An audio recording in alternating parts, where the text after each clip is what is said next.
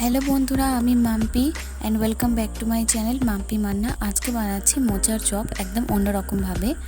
আমি এখানে সেজন্য কিছু গুঁড়ো মশলা নিয়ে নিয়েছি, সেগুলো আমি এক এক করে বলে দিচ্ছি।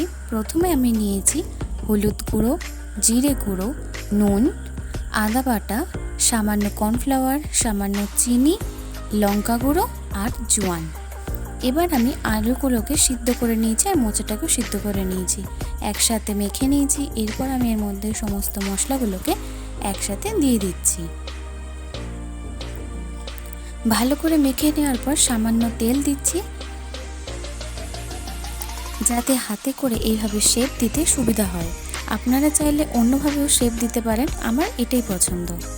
এবার আমি একটা বাটিতে সামান্য কর্নফ্লাওয়ার নিয়েছি আর অন্য একটা বাটিতে সামান্য বেসন আর নুন দিয়েছি, আর তার মধ্যে কিছুটা পরিমাণ হলুদ দিয়েছি।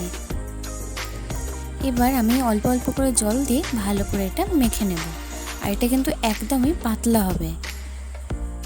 আর একটা জায়গায় আমি সুজি নিয়েছি, আর এই সুজিটায় সর্ষে দেওয়া ছিল, আপনারা প্লেন সুজি নেবেন। আমি এবার এক একটা চপকে কর্নফ্লাওয়ারের মধ্যে লাগিয়ে তারপরে বেসনের মধ্যে ডুবিয়ে সুজির মধ্যে কোট করে নিচ্ছি। আপনারা চাইলে এইটা দুবারও করতে পারেন, আমি একবারই করেছি। তারপর আমি ছাঁকা তেলে প্রত্যেকটা চপকে ভালো করে ভেজে নিচ্ছি। একবার এইভাবে মোচার চপ খেয়ে দেখুন, অসাধারণ লাগবে। ভিডিওটি ভালো লাগলে লাইক, কমেন্ট, শেয়ার করবেন। চ্যানেলে নতুন হয়ে থাকলে অবশ্যই চ্যানেলটিকে সাবস্ক্রাইব করবেন। Thank you.